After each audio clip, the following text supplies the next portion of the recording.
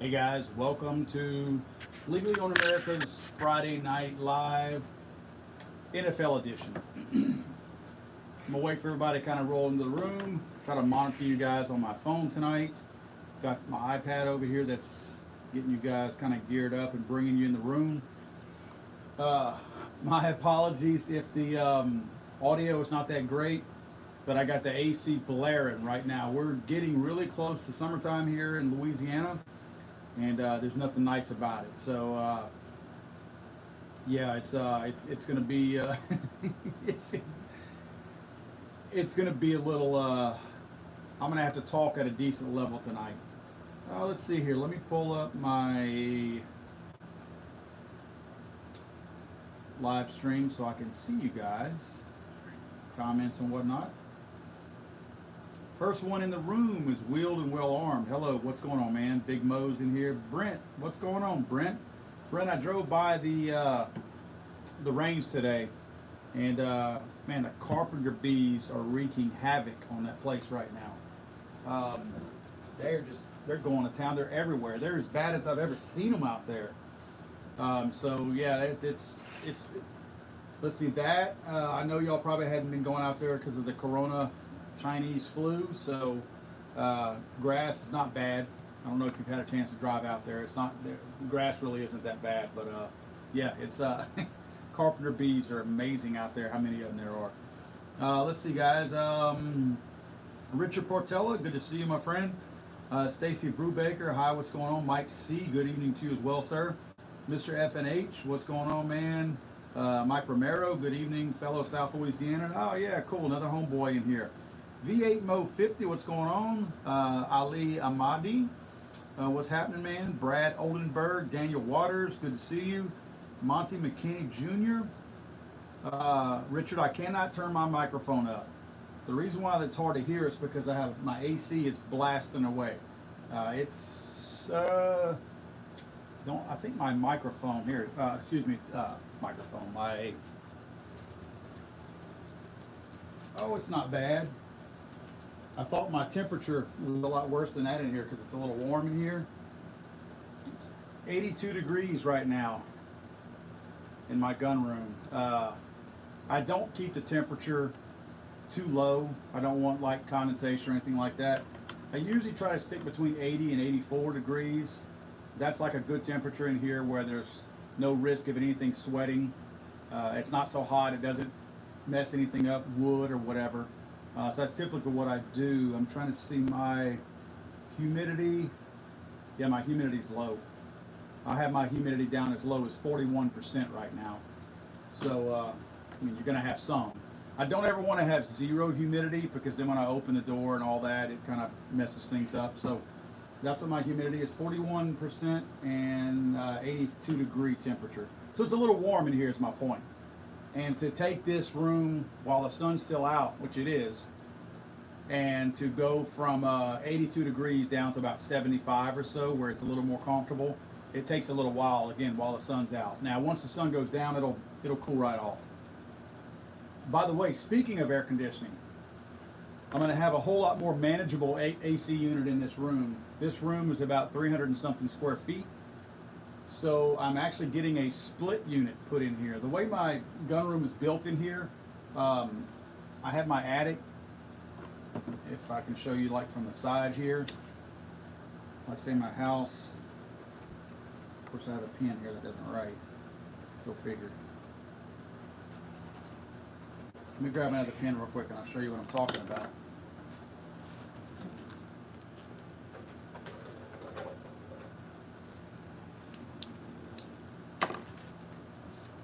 The way my house is set up, like say, I don't know if you can see that.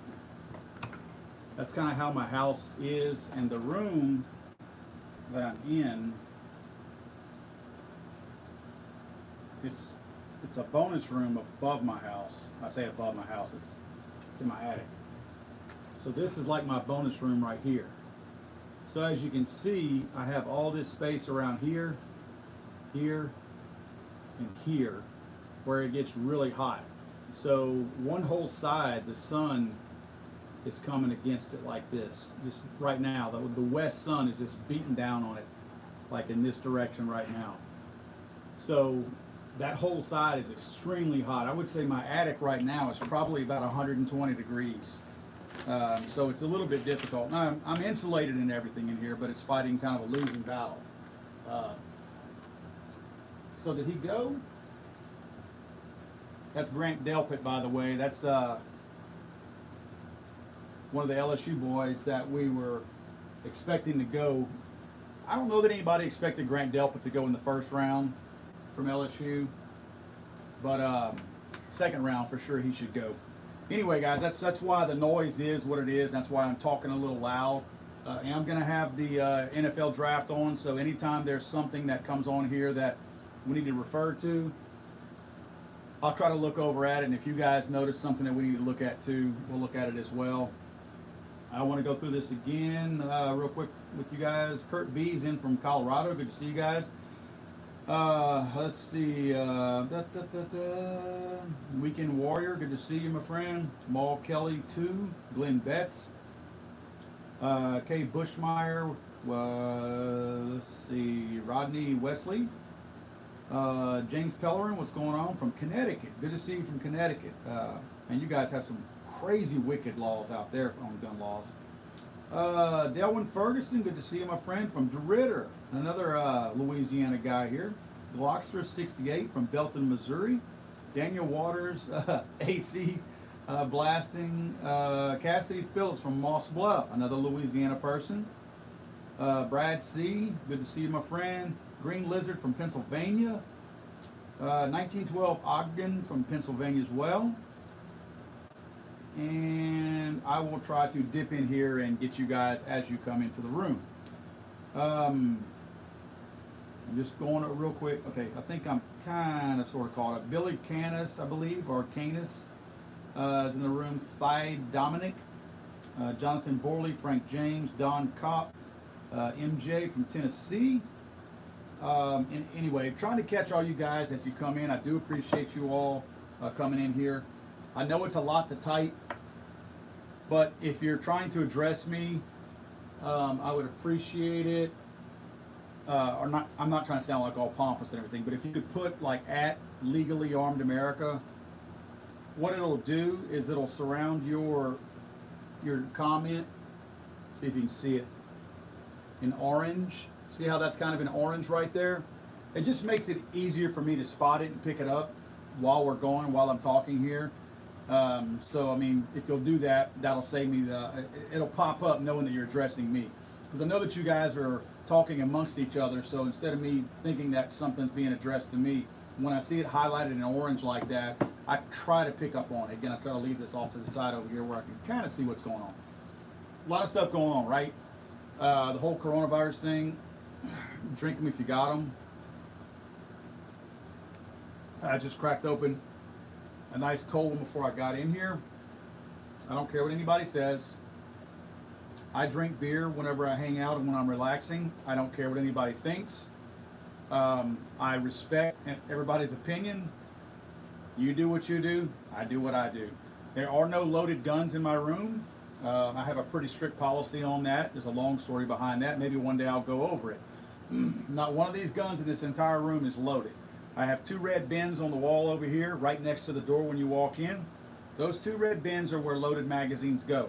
If you come into this room with a loaded firearm and it's not on your hip, then we disarm that firearm and we put the ammo in the red bins. There's only 2 red bins in the whole room. They're right next to the door. That's where your loaded magazines go. When you leave, you can take your ammo back with you and reload your firearm. Just trying to see who was picked. Antoine Winfield Jr., safety from Minnesota, goes to Tampa Bay. The reason why I've got this on, obviously, I'm interested in it, but we have some other guys that have commented that when we talked about the live stream tonight, they were like, the NFL draft's tonight, so we got you covered right here. Let's see, a couple of you guys have addressed me here. Let's see, Stacy Brubaker's from Monroe, very cool. Yeah, Frank James says, really worried about the new gun law being presented. We're going to go over that a little bit more. Those of you that maybe haven't seen the videos that I've put out. And yeah, yes, Kurt B, that's exactly what I'm talking about. He's demonstrating how it is to highlight that, addressing me. So anyway, that's why I have this on, if you're wondering why.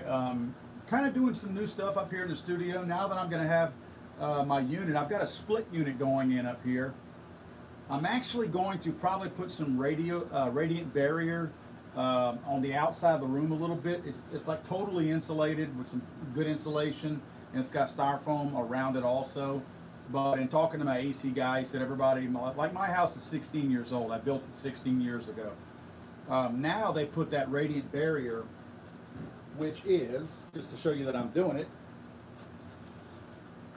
for those of you that don't know, this is radiant barrier.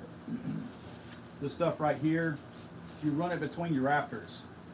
So I will be putting that in between my rafters to deflect that heat. The way it was explained to me, and I don't want to speak out of turn because I'm not an AC guy, but the way it was explained to me with my simple mind is you put that radiant barrier up there between the rafters, and when that sun comes through the shingles and hits that radiant barrier, it deflects that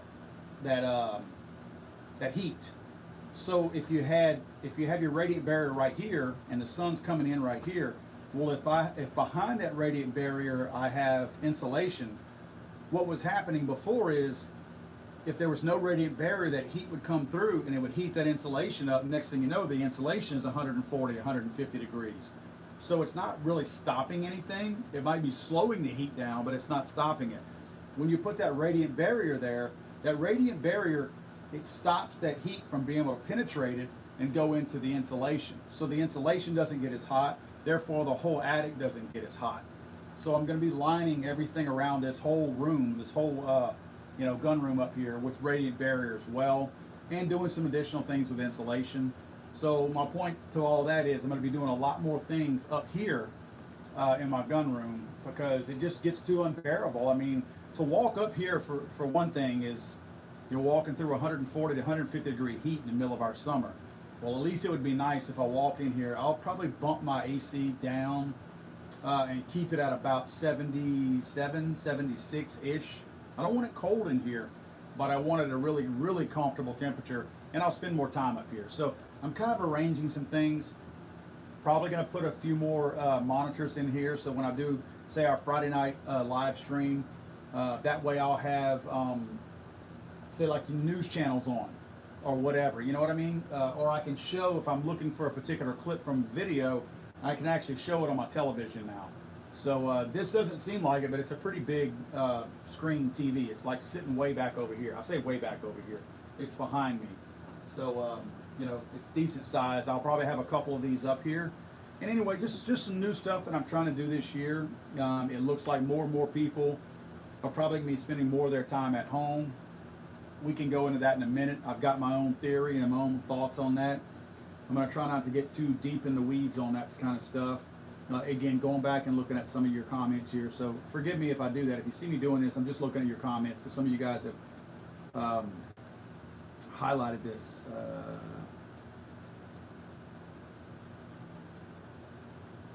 Michael Ball asks if anybody has filed a Form 1 lately. I have not. Not sure if anybody else in the room have.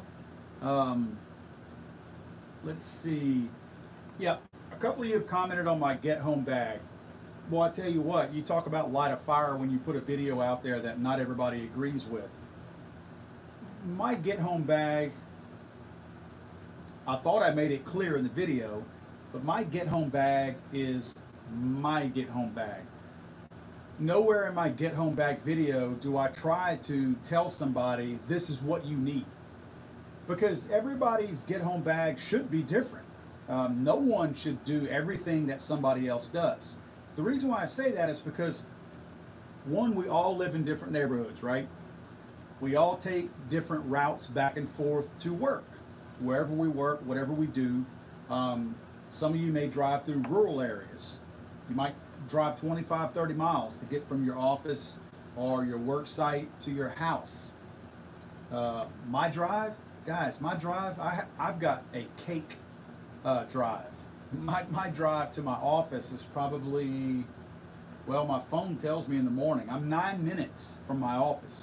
When I get in my truck to go to my office in the morning, now granted, I work in construction, so my job sites are spread out all over, right? That's true too. But my office, my phone tells me I'm 9 minutes from my office. So, and it's all, inside the city limits. So I'm probably no more than a 15-minute walk from almost to my house, to be honest with you, but definitely no more than 5 minutes to safety, if you want to call it that. Right off the interstate. My office is on one side of the interstate. I live on the other side of the interstate, that kind of thing. Now, again, with my jobs, my main reason with my Get Home bag is mainly because of my job sites, my various job sites, which can take me into more rural areas. That's why I have some of the things that I do. I feel like because I don't need a bunch of big time stuff, I don't need a bunch of food, I don't need a bunch of water. Since I'm in the city limits, the city limits has municipal water, so I'm always within 5 minutes, probably 2 minutes from a water faucet. So I'm not going to load a bunch of water in my Get Home bag.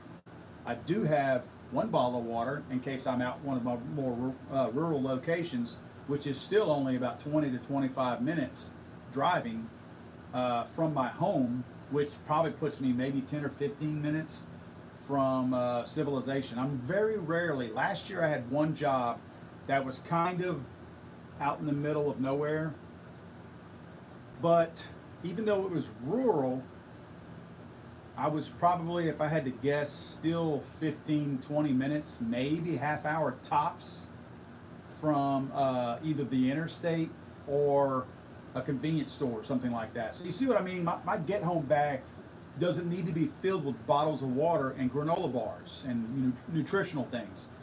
So since I can handle a certain amount of weight in my backpack, two-strap backpack on your shoulder, you can carry a decent amount of weight. My whole thinking behind that was, well, I'm going to put more ammo in there.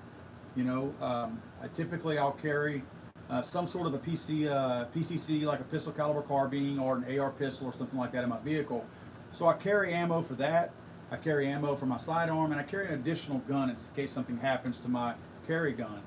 So I think some people didn't care for that too much. Oh, that's too much ammo. It's on the outside of your bag. My whole thing is, where I live, again, it's my bag. For me, where I live, any law enforcement that would pull over, they know me. And I don't mean that in a cocky way. They're going to know who I am. They know that I'm not shooting a place up. They know, I'm friends with all these guys. I'll eat breakfast and lunch with these guys sometimes. So I know all these guys, from the state police to the parish police, sheriff's deputies, including the sheriff, city police. I know all these guys. So that's my thing. I mean, I'm not looking to, I understand you're not going to throw a backpack on with magazines hanging out of it and walk through Baltimore, Maryland. That's just not going to happen. You don't walk through the streets. You wouldn't walk through the streets of Houston, Texas like that. I don't live in Houston, Texas. I live in Lake Charles, Louisiana. So the things that I have are a whole lot different. And if I'm in such a secluded place that I'm in a bind, then those magazines that I have over there, nobody's going to see them anyway, because that means I'm well off the beaten path. So my point to you is, some of you guys have mentioned my Get Home bag, and thank me for putting the video out. And I appreciate you guys that appreciate that. But I would love to stress, don't gear yours up just like mine just for the sake of doing it. Think it through. Think it through from what is your route from your house to where you typically work. If you stop off at the store or any other locations, if you pick your kid up from babysitting, if there's different types of stops that you might make, post office, something like that, that needs to be taken into consideration for your Get Home bag. You can't plan when you're going to need that Get Home bag any more than you can plan when you might need a gun. That's why we carry it daily. So that's kind of my point there. You guys have been really great feedback on that video, by the way. Some of the things in there that I think everybody should have, in all honesty, a few things in there. I feel like the glow sticks are a good thing to have because they're cheap. It's a cheap way to light things. I carry a flashlight also in my vehicle. That's one of the things that I did not have in my Get Home bag, was a flashlight. Excuse me. The main reason for that, I have two different size flashlights in my truck. So my get home bag's in my truck. And where a couple of things that I would grab when I got out of my truck, where those things are, I have a very small Surefire light. So that's part of the things that I would grab on my way out of my vehicle if I got in a bind. Probably should put one in my bag, and I probably will, but that's kind of why I've done that, because I like that Surefire light. It's only about 300 lumens, but I just like it. Long battery life, it's a good light. It's very sturdy. Quite frankly, I keep it up front in my kind of not in my console, but I keep it where I can get to it easily, because it's got the if you put it in your hand, it's got the pieces that stick out the end. Where if I got in an accident and needed to bust my window, my flashlight it's built for that. So I keep it up front in case I ever need it for that. That's why it's not in my bag. Doesn't mean I should not put one in my bag. I really should.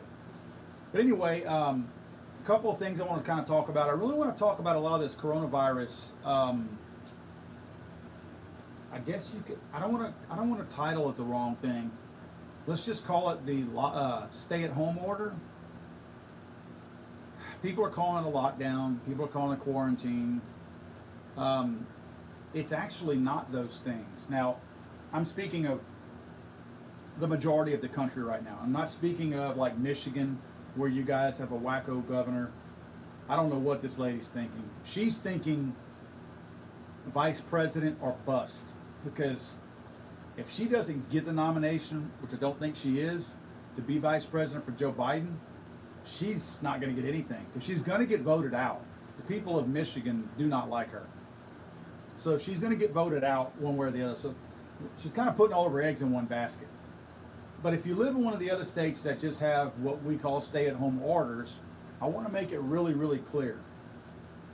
We can be responsible without giving up all of our rights and our liberties. What I mean by that is, I'll bet everybody on this channel that's watching right now, I bet everybody that's on this live stream has done what I'm about to say. I know I have gazillions of times, uncountable amount of times. If I have a cold, or if I feel a cold coming on, might be a stomach virus, maybe I got a scratchy throat, it's not enough for me to stay home because I feel okay. I'm talking about under normal circumstances. So I don't stay home because I'm not sick, but I can tell something is coming on. Okay, if I walk out somewhere, whether I'm going to address a new customer, a coworker, somebody I haven't seen in a while, what's the first thing you do? I know down here in Louisiana, we're very hospitable. We either hug and pat on the back, handshake, sometimes a fist bump, sometimes a high five. But if I have that scratchiness in my throat and I don't quite feel right, as a responsible human being, as a responsible adult, what do I do? You put your hand out to shake my hand, what do? Man, I got a scratchiness in my throat, not sure what it is, I'm not going to shake your hand, but good to see you. That's how we address each other. It's a responsible thing to do. Not during coronavirus, during all the time. We all do that all the time. I don't walk up to you, start coughing on you. I don't cough on my hand and slap you on the back. I don't cough on my hand and grab your pen and start writing with it and throw it back to you. No, I'm conscious of the fact that I may have something and I don't want to give it to you because it's spread the same way that the coronavirus is spread. So we, as not so stupid humans, already police ourselves when we're not feeling good. By the same token, if you're not feeling good and you come around me and I see you coughing and you put your hand out to shake my hand, I'm like, whoa, man, I don't want whatever you've got. And I'll turn it into a joke. I won't be ugly about it, but I'll be like, no, I'm not shaking your hand. Or if I knew you just got off of having a stomach bug or a stomach virus or something like that, and you come to work or something like that, come to shake my hand, I'll be like, nuh-uh. And you say, oh no, I'm not sick anymore. I'll be like, no, dude, you were just sick. I don't want whatever you've got. You were home for 2 days, sick, throwing up, whatever. I don't want that. You might still be contagious because I'm not stupid. But yet we're letting our governors, mayors, president, in some cases convince people that they have to stay home. The same things they expect us to do right now during this coronavirus pandemic are the same things that most of us responsible people have done all along.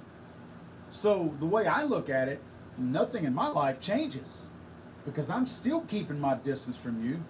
I don't like people being all up in my space anyway. When I'm talking to somebody that's not sick, and if I'm not sick, I still don't want to be this close to you. I don't like talking that close. If spit can fly out of your mouth and hit me, we're too close. We're standing too close. And if spit can fly out of my mouth, same thing. I like my space. If you're ever talking to me in person and you see me kind of lean back like this, and if you especially see me put that left or that right foot out, depending on which way I'm leaning, and kind of leave it there and just kind of lean back like I'm really listening to you, it's not that I'm really listening to you, it's that you're standing too close to me and I'm trying to gain myself a little space. I don't want to be all up in your stuff any more than I want you being all up in my stuff. But that's what we do as responsible human beings. If we keep that normal, natural space, that neutral space, that zone that we all should have between ourselves already, we don't get sick. Guess what? Knock on wood. I don't get sick very often. I take multivitamins. Because of a doctor that I saw a few years back, told me how to boost my immune system. He said, very simple. Go to Walgreens, get you the cheapest vitamins, chewable vitamin C's you can get. Take 1,000 milligrams a day. He said, whatever your body doesn't need, you're going to urinate out. So it's not like you're overloading and it does anything negative. It doesn't do anything negative, you get rid of it. I take 4,000 milligrams, I guess that's right. Here I'm going to say the wrong thing now. Whatever medicine, milligrams, I assume it's that's what it's measured in. 1,000. 1,000 a day. I take a multivitamin on top of that. I don't eat that great because I live in South Louisiana. I love to eat, and that's how I got a fat belly. But I try to eat as good as I possibly can, and I drink a lot of water. If you keep that immune system boosted up, and I'm not a doctor by any stretch, anybody that is and wants to give me beef about it, I don't care. I don't care. I know what helps me. I know what keeps me and my family healthy. We are very rarely sick. My son, up to this point this year, had not missed one single day of school. Now, you want to know why my son's school seems to be doing pretty good, or was, before they shut it down? My son goes to a school, it's a private school. My son is special needs, and he goes to a private school here in Lake Charles. And I don't know how many kids are at the school. It's probably a few hundred, maybe, I don't even know if it's that many, to be honest with you. But the school changed their policy probably about 3 years ago. They mandated that as these kids came into school, they make them wash their hands with soap and water as they walk in the school. They put their book bags down. They all enter the school from the back side over there, from like where the cafeteria area is. They all wash their hands. In the first year that they implemented that new policy, they cut their absences by 60%. They had all this time before then that all these kids had been missing all this school, and just by washing their hands.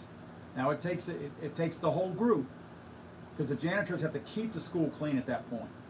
But by the time you clean the school, and then every kid washes their hands, I understand some kids are still walking into school contaminated, and as they're there at school during the day, if they don't wash their hands, they're spreading those germs.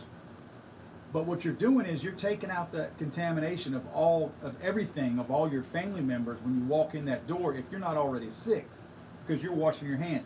60%. Guys, that's massive. That was not a one-time thing either. If you looked at their old numbers, they went across, and then after that, every year dropped down.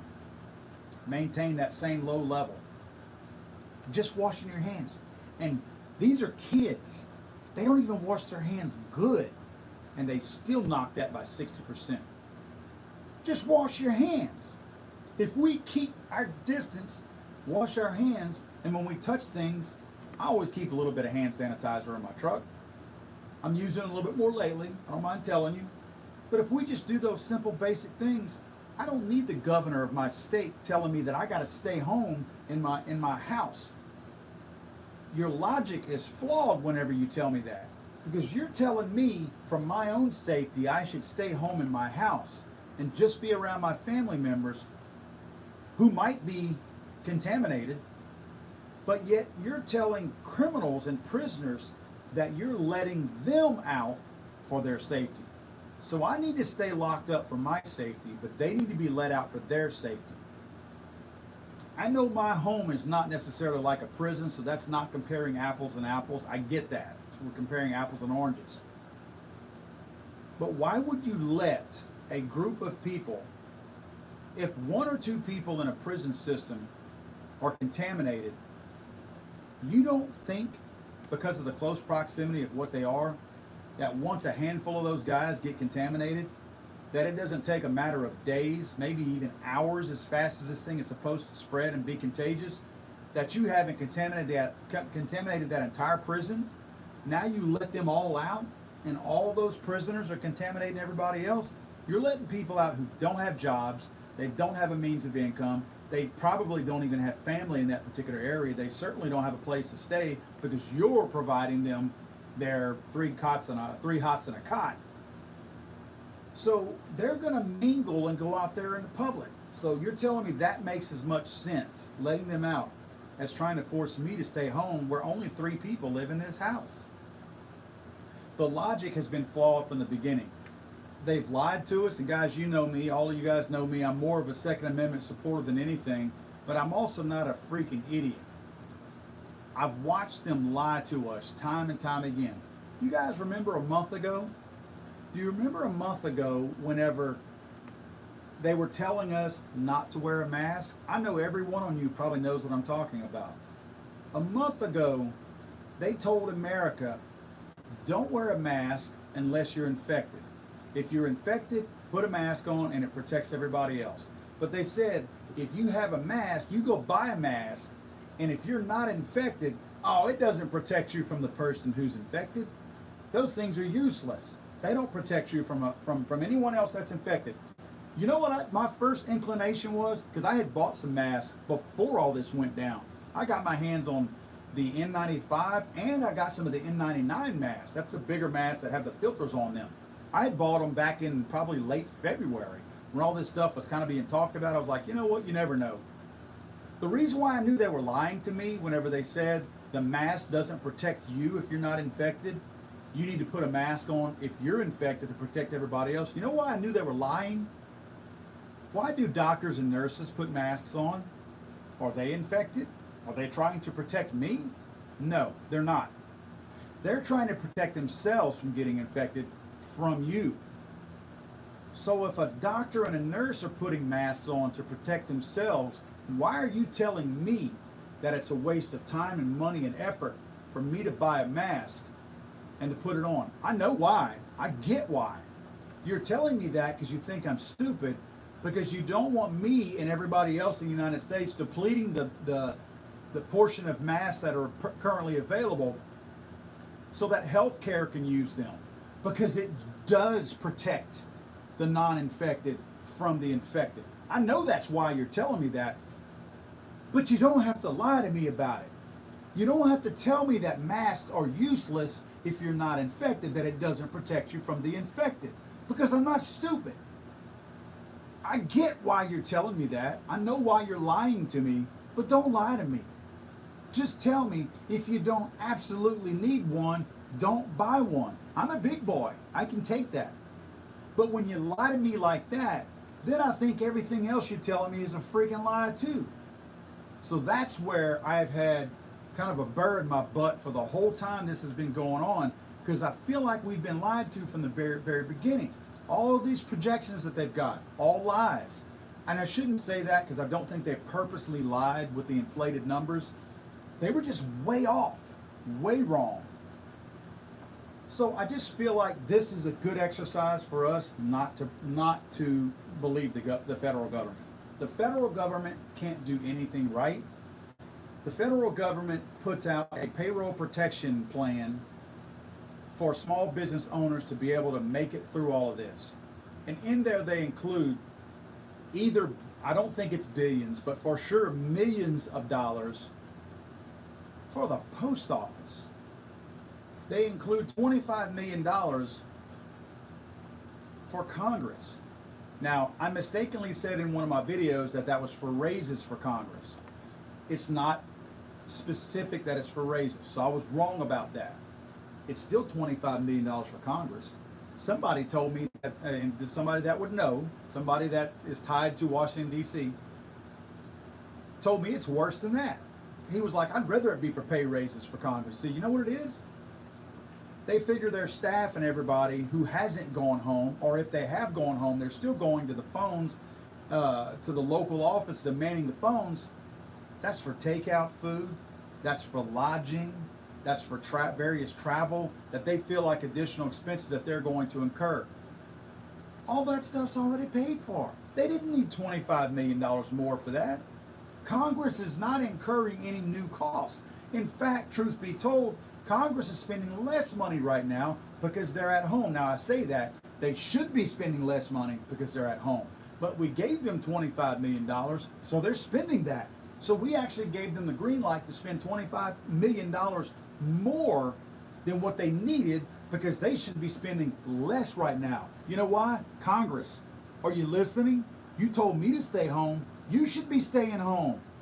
But you're not. You're going out there, you're spending that money. So it's aggravating to me, guys. You know, another thing that just piles on top of this, I'm gonna get off my soapbox here in a minute. They want you to stay home. They want you making, let's say, $10 an hour. They want you to stay home, knowing damn well that if you lose your job, you can't pay your bills, you can't feed your family. Not one person in Congress has missed a paycheck the whole time. Nancy Pelosi is still making her money, so is Chuck Schumer, so is every Republican out there. Nobody has forfeited, nobody has offered to forfeit their paycheck, nobody has said I'm going to donate my paycheck to a food pantry to help feed somebody, nothing like that. They all are sitting back telling you to stay home. Now this goes for mayors and governors as well. It's easy for them to sit back and say, oh, you should stay home, that'll stop the pandemic.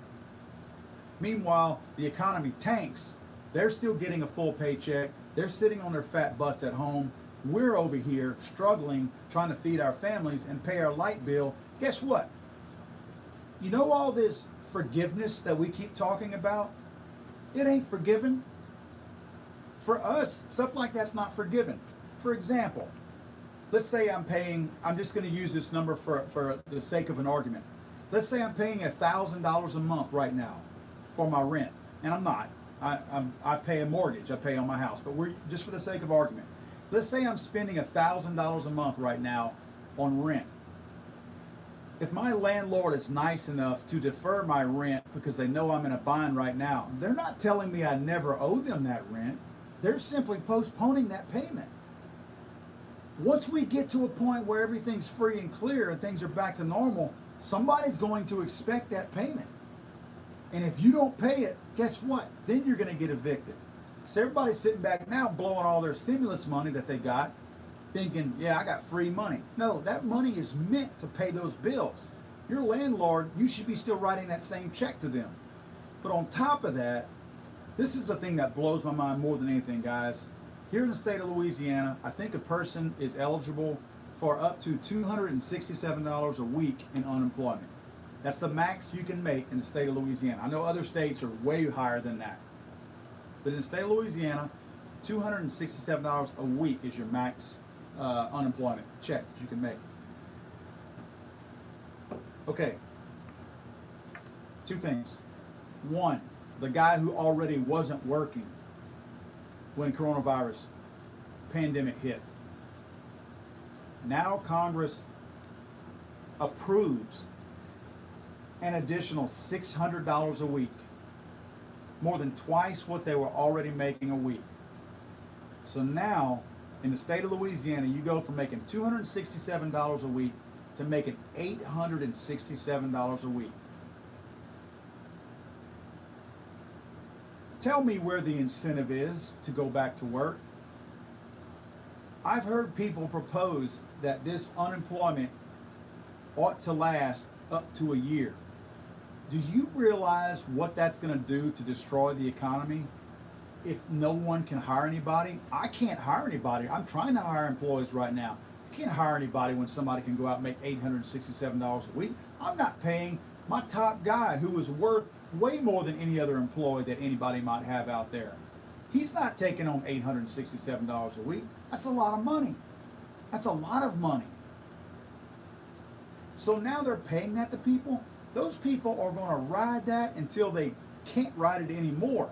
And if you let that go for a whole year, oh, I know what some people are thinking. Well, that's $867 that they're putting into the system. Oh, really? No, you know what it is? That's $867 a week that they're probably buying a little weed with, or worse than weed. They're buying other stuff that's probably not. Now, some of it's obviously going to stimulate the economy. But my guess is they're relying on their landlord to defer their rent. They're not going to pay their light bill because they're going to tell the light company, oh, it was Corona time. So they're going to expect them to, they're not spending that to stimulate the economy. I'd like to think that they weren't spending on the bills they should. They were at least saving it, but that's not what's going to happen. Again, they're going to blow it and piss it away on, I talked to a friend of mine day before yesterday that lives in a town a little bit over from us. And he said, you know what's happening with the stimulus money that he's seeing over there? And he's between the stimulus money and that higher unemployment, people are buying motorcycles, four-wheelers, toys, which is great. That stimulates the economy to a certain degree. But we really need to make sure we need to be keeping the normal things going. We can only go so long without the light company, the electric company, making their payments. They got bills too. If we stop paying all these things because of coronavirus, if we stop paying utilities, we stop paying rent, all these things, those people don't have money to spend. And look, they got way more bigger chips than we do. When they stop paying their bills, it has a way bigger impact than if just I'm not paying my bill. If I don't pay my mortgage, my bank's going to get over it. But if everybody doesn't pay their mortgage, my bank's going to go out of business. That's how that's going to work. And I'm sitting over here on my big fat stimulus check going, ha ha ha, I didn't have to pay my mortgage. And then all of a sudden my bank goes out of business. That's how that stuff works. The last thing we need to do is have Congress incentivize them to all of a sudden start printing more money. Because then our kids suffer from that. I know you guys are probably tired of hearing that, but that's what happens. So my biggest complaint right now is Washington, D.C. has spent so much time throwing money at this problem, at this pandemic, so to speak, that we are so giddy and distracted. And I'm throwing myself in there too because this is a distraction. This is the first thing that's given me a sense of normalcy in almost 2 full months, is having the NFL draft, because it's something different. We don't have the news on, watching that garbage. So by watching this, at least I feel like there's a sense of normalcy that's out there. But for almost 2 full months, going on 7 weeks now, we have been so distracted with what's the death count? How many people died in my parish or my county this week or yesterday? How many people died in my state? How many people died in Spain and Italy? We're so distracted that our politicians on March, I don't know what the date was in my video that I said, I think it was March 20th, maybe. March 20th, HR 5717, that's that anti-gun bill. If you haven't watched my videos, you really should go watch them. I'm not trying to get you guys to go out there and watch them just for the sake of watching them. They're pretty interesting. I spent a lot of time putting them together and pulling some information out of these bills so you guys would understand what all was going on. But they introduced, I shouldn't say that. The bill was introduced January 30th, after coronavirus was already being talked about. If you'll remember, Donald Trump closed the borders to China, I believe on the 29th of January.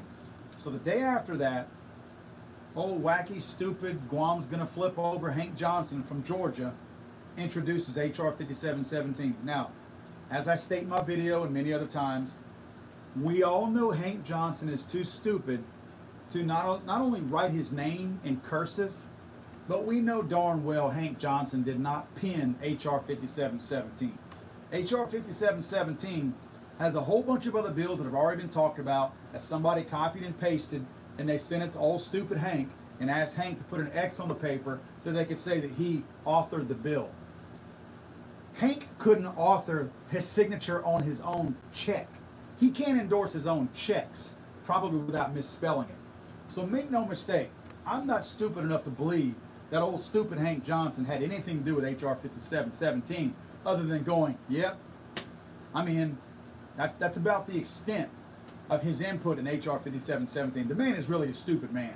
I know it sounds like I'm really picking on the guy, but I am so blown away whenever I realize somebody like him, who not only gets elected, but they're so stupid, but they can get elected, but re-elected.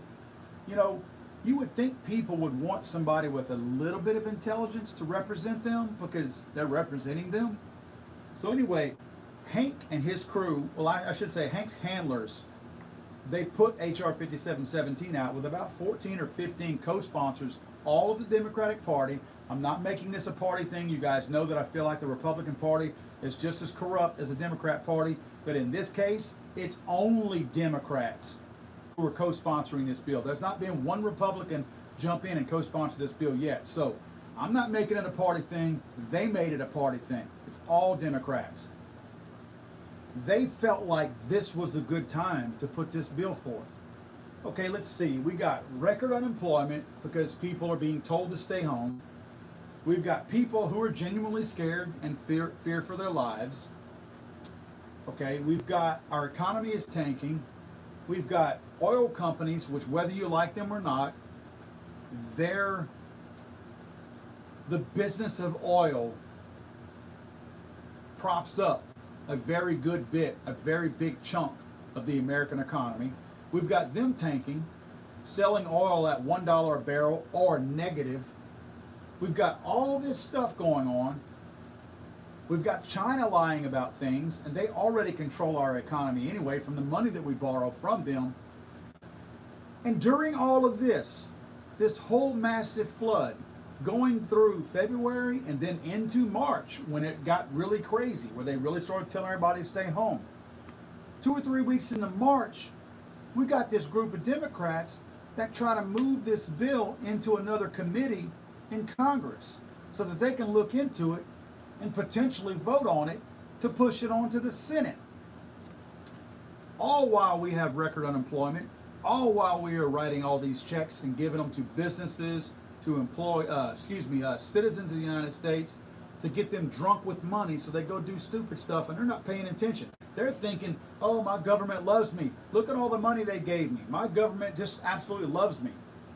Not realizing all along that we're being distracted purposely. So these folks can put forth a bill, H.R. 5717. Now, before you think I'm overreacting on that, why else would you put forth a bill like this? There's nobody being shot. Excuse me a second. There's been one mass shooting recently in Canada with super strict gun laws. A lot of these gun laws in H.R. 5717, Canada's got. Canada currently has these same laws that they're trying to pass down here. We hadn't had any mass shootings. No mass shootings. Now, when I say mass shootings, I'm not talking about Chicago, where they're still killing people over there, and Baltimore. That's different. Gang-related shootings, look, the anti-gun people don't care about the gangland shootings, and we're not going to, if they're not going to make a big deal out of the gangs killing each other, I'm not going to give them the pleasure of including them in my numbers whenever I talk about these types of shootings. If it's 5 or more people that shoot each other in Chicago, the Democrats don't care, so I'm not going to let it bother me. Now, it bothers me that it's innocent people that are being killed. That's pathetic. But if they're not going to care, don't expect me to go out of my way to. That's your constituency. That's people who voted for you. So we've got all this mess going on. And those people feel like this is the time. This is the time to put H.R. 5717 out there. You guys don't think that stinks? You don't smell a rat here? You don't see some viciously horrible stuff going on whenever anybody in politics would see, as bad as the economy is and as scared as so many Americans are out there, to see the time to put forth a bill that fixes nothing, about the tragedy that's happening. Let's look at the pandemic that's happening. Not one thing in HR 5717 does a thing to help or fix or alleviate one single thing that's happening with the pandemic. Not one. It's bad enough whenever we let them put forth a bill out there that's supposed to, I guess, revitalize the economy and make people whole by giving them money to give out to people, and then they squander it, put it in other places. Guys, they don't need our approval to pass HR 5717. We're sitting over here telling them that they got to get off their butts and go back to Washington, D.C. to work. Careful what you wish for. Because when they get in one room together, they very easily could pass HR 5717. We'll know about it because some of us pay attention, to the bills going on. A lot of you guys do. So we're going to know about it. The only thing that politicians fear, I don't think they fear, and I'm not saying I would do this. I'm saying from physical pain. I don't think politicians fear Hillary Clinton. My point is, I don't think they fear physical retribution for whatever reason. There's one thing they fear, and one thing only. And people don't put enough stock into this, and we should. They don't care about you as a person. They don't care about me. They don't care what you or I think of them or anything else. They don't care what we like. They don't care what we dislike. They don't care about any of those things. Once they get into that position to become a politician, they truly, in their minds, think they are better than us. They tell us that with their actions. They show us that. But they do fear one thing. They have just gotten the biggest cake job in their entire life. There is no better cake job in the world than becoming a politician in the United States of America. You get paid too much. You are allowed to insider trade. You are allowed to receive bribes.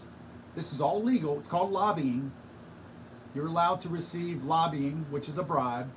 You're allowed to trade based on, this is here recently, a handful of Republicans and Democrats all got busted for insider trading. Coronavirus stuff came out, so these guys sell a bunch of stock to unload it before all this thing hit to destroy the stock market. None of them got in trouble. None of them resigned. So clearly, insider trading is legal. Bribery is legal. Embezzlement is legal. Theft, to a certain degree, is legal. All these things are legal. So you can't go to jail. Can you tell me a politician who's in jail right now? The highest profile politician that went to jail is Rod Blagojevich, whatever his name is, from Chicago. He was a governor of Illinois. That's the highest profile politician. Name a senator, a United States senator or representative who you know of who's been to jail. Now don't tell me it's not because they don't deserve to be there, because they do all of the same stuff that everybody else does. It's favors for everybody, it's embezzlement, it's theft, insider trading, bribery, all of that stuff. They never go to jail. They have the greatest job in the world. They get to shake people down on a daily basis, and it's legal. They go in there making $174,000 a year. Within years, 5 years, they're millionaires. It's not because they're that bright, because Hank Johnson is proof that they're not bright people. But they make all of this money in there. They have all these things. It's the greatest job in the world. You know what they fear? Losing that. That's what they fear. They fear you voting them out. Now, it still doesn't make them respect you, like you, care for you, care about you. That's why polls are so important to them. Because if they see a dip in polls for them, they start panicking. Now, you're never going to turn an anti-gun politician into a pro-gun politician. It's just not going to happen. Now, you can turn a pro-gun politician anti-gun. Marco Rubio is proof of that. But you will never turn an anti-gun politician to come to our side and vote against an anti-gun bill. It just will never happen. So those people will never, ever vote in your favor. But what they do is, when they know that those polls have spoken and there's the potential of them possibly not winning re-election, what they will do is they will sit it out. They'll get a tummy ache. They simply won't vote. Or they'll cast a present vote. And they'll say, oh, the reason why I voted present, now they'll call out all this pork and all these other crazy subsidies and things like that in there. No, the reason why I didn't vote for that anti-gun bill, oh, you wanted me to vote for red flag gun laws? Yeah, I sat that one out. I didn't vote against it, but I didn't vote for it because, well, there's a little bit of money in there that's for so-and-so, and I was holding out for some money for my, let's make it sound really good, for my hungry, homeless veterans in my community. I wanted money in the bill for that, and they wouldn't give it to me, so I didn't vote for it. I'm sticking to my people. I'm for my people, so I'm not going to vote for that bill until they allow me to help feed my hungry, homeless veterans over here. That's what they do. Again, they're not going to vote in your favor, but if you make enough noise and enough people make enough noise to where they think for even a brief moment that they might possibly get unseated, they're going to sit it out. So if that's the best we got going for us, we should be shooting for that. And if we can get some of these politicians during this whole pandemic to at least sit it out, we've won. It's a small victory, and it's not a final victory, because they're just going to come right back next year and do it all over again. But if we can gain a year at a time, I'm okay with that, because we're never going to get them to give up. We're never going to get them to stop attacking our rights as Second Amendment supporters. That's never going to happen.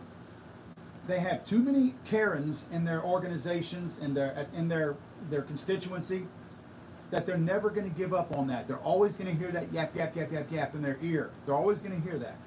Michael Bloomberg has too much money. Look, the pro-gun business, there's not a lot of money to be made. But if you want to carry that flag for the anti-gun movement, there's a ton of money to be made. You literally have a billionaire behind you dumping his money into those anti-gun organizations. There's a lot of money to be made. You don't think those posters and pretty shirts and caps and t-shirts and all the cool little things that they have, you don't think those things cost a lot of money? They do. And they're getting paid for it. They've got boards, they got directors, they've got people who are managing campaigns to do all this stuff, making good money, 5 and 6 figures. It's a very well-funded anti-gun movement that we have out there. So it's never going to stop. We're not going to stop them because they got too much money. The best we can hope for is to slow the roll of some of these politicians in Washington, D.C. Again, they're not going to come to our side, but they're so scared of losing that power, that money that they have, that if we can scare them enough to where they feel like they might lose their job, I'm telling you guys, that is a victory. That is a victory. We're not going to get them out. Now, with that being said, don't ever let up on them. If you get them scared enough where they back off of a bill, they probably are scared enough to where the numbers very well could support them getting unseated. So don't give in to them if they back off on a bill. If they say, all right, I'm going to sit this one out, I'm not going to vote for this bill, but I'm not going to vote against it, and if they sit it out, that shows a sign of weakness. What you should do at that point is continue to push to vote them out. Get them out of there. Because we either gain 2, 4, or 6 years when we vote people out of office. So let's get them out. That's the biggest thing that I can push on right now, is that we've got to remember this is an election year. With all these crazy distractions leading into the election in November, this is the time where we have an opportunity to get rid of some of these people out there. And if we see the weakness that they might have, we can create that weakness, guys. It doesn't have to be a visible weakness that already exists. there's enough of us out here that we can create that weakness. Our numbers have only gotten better during this coronavirus. Let me get a sip of my cold beer, because this is going to be a good little talk here. And I know it's 8 o'clock. I'm going over my time. I apologize. Guess what we have going for us during coronavirus? We have, at last count, 3.7 new guns that hit the street in the month of March. Now, that's not 3.7 new gun owners. I get that, because a lot of us bought guns that were already existing gun owners, right? I know a lot of you did. So I know that, but we broke records. There were more, you talk to gun shops out there were more new gun owners that came into these gun shops and purchased firearms in the month of March. New gun owners who never owned a gun before. There were more than ever before in history. Never happened. Never happened during the Obama gun craze, during all that time, which that's when you would have expected it to really happen. Didn't happen then. It was during coronavirus. I have gotten emails. If you go read some of my comments on some of my videos, you were going to see, and I mean, it melts my heart to read these things. You were going to see new gun owners. They're going out, they're looking at our videos on YouTube. They're listening to what we're telling them. I'm having brand new gun owners, people who are openly admitting on YouTube comments that I'm a liberal, I've never owned a gun before, and I've always been anti-gun, but I just bought my first gun. I've had people say this is one of the most liberating things that I've ever experienced in my life.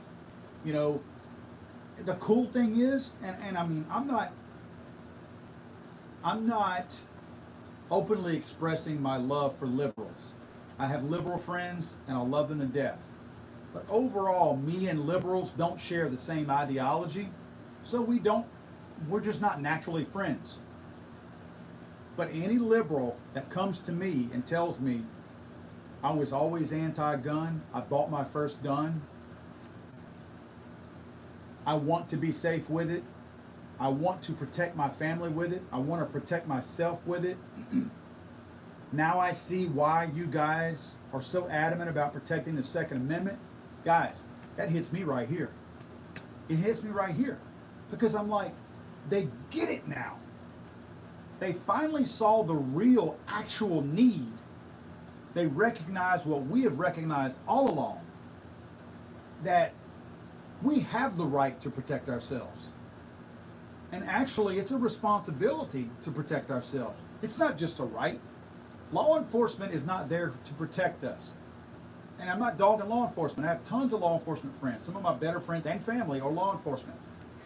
But by their own admission, their own rules, they will tell you, our job is not to protect you. Our job is to arrest the people who do harm to you and other people. And to give traffic tickets, of course. But their job is not to stand out on our street corner and protect us. Their job is to react once we've already been attacked. So when I talk to these liberals online and go through some of these comment sections. If you go to like my the rules of gun safety or good, I have a best home defense gun video. Go look at some of those, and you'll see scattered throughout comments from some of these liberals, and it's not just liberals, of course. People just who have not owned guns in the past. But you'll see some of their comments, and man, when you read them, you're like, wow, this is some powerful stuff. I mean, they spill their guts. I mean, one person even commented on one of my videos that they haven't even told their close family members, not people living in their house, but like, you know, siblings that live elsewhere or their parents who live elsewhere. They haven't even told them that they bought a gun because those people are so crazy and anti-gun that they're afraid to. But they're like, man, I feel this sense of empowerment, you know. I feel like now I need to protect it. And all I ask them, this is all that I ask them, is that please, now that you see what we want, they get now that we don't want school shootings. They get now that we don't support any of that. They get how bad that hurts our hearts and how bad it hurts us whenever those things happen. They see it now. But I've asked them, please, Now that you are experiencing what we experience and you see what we feel, and that we're not just a bunch of crazy wacko rednecks and hillbillies running around out there, that you see the genuine focus that we have behind protecting the Second Amendment, I tell them all I ask is you take our side, or at least remember all of this when it comes time to vote for the right politician to protect our Second Amendment. I tell them, look, I'm not going to get into the weeds on all these other political ideologies that you might have. I'm not here to talk about, and I don't want to offend anybody, but I tell them I'm not here to talk about abortion. I'm not here to talk about homeless. I'm not here to talk about the environment. All I want you to remember is the next time you vote for somebody, if they're anti-gun, consider voting against them. Consider voting for a better candidate that respects our constitutional rights here in this country. That's all that I ask them. I don't berate them. I don't talk down to them. I don't tell them all this time you've been voting against me. How dare you come into my room and talk to me now on my YouTube video? Why do you do this? Because you were canceling my vote out all along. I don't berate them or tell them any of that stuff. I welcome them with open arms because that is a potential vote that we now have on our side that we did not have 7 weeks ago. And there is a potential that we hold on to those people and the support that they have, because you and I both know how it is. It is a culture. All of us on this call, on this live stream right now, I say all of us, there's always a troll or two. Most of us on this live stream right now all feel the same way. A strong passion to protect the Second Amendment. What if we bring some of those other people over? You know, it's almost like having a spy out there. If you can finally bring one of those people over that sees and respects what we have been valuing for so long, now they're right in the middle of a whole group of other liberals. If there's anything that I know about liberals and some of these weak-minded Democrats, they can't think for themselves. It either takes the news media or somebody else to tell them what to think, because they're either too stupid or too lazy to think for themselves. So if we have somebody who they identify with, who now believes the way we do, being pro-gun, we have a very good chance at, again, just like we do the politicians, even if we don't turn that person to vote our way, maybe now they at least sit it out and don't vote for the person who would seek to try to take our Second Amendment rights from us. Small victories, man. Small victories. That's all I'm asking for.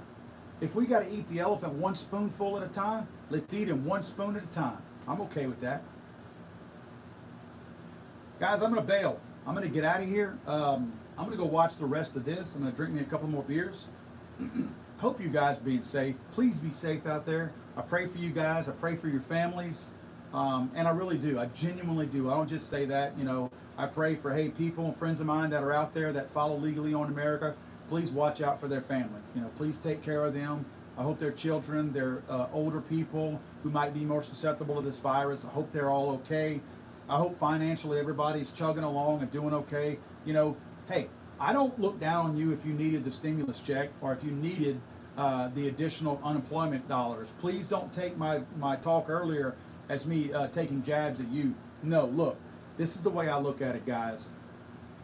There's some of you out there that probably never in your life have ever qualified for anything from the federal government, or you never needed anything from the federal government, but you've been paying taxes all this time. If you now qualify for something from the federal government, go get it. Go get it. Because you deserve it, you earned it, and if it's going to help you or your family out, go get it. Because if you don't get it, somebody else is. Guys, have a great weekend. Please be safe. I'm going to try to do this continuing on Fridays, especially during this whole coronavirus mess. Hope to have more gun stuff. I have not been doing enough gun stuff here lately. I've got this new Ruger Mini 14. Look at that wood. Did you look at that wood? I'm going to be doing a review on that this week. And I have some other guns that I'm going to be doing some reviews on. So I've been a little sidetracked with the whole coronavirus stuff and trying to keep up with HR 5717. So I hope to get more into some gear reviews in the coming weeks. So hopefully you guys can see that. So again, guys, be safe. As I try to say on some of my videos, never be afraid to be the safest person in the room and the deadliest. Guys, have a great weekend. And I hope to see you guys next Friday night. Be safe, guys.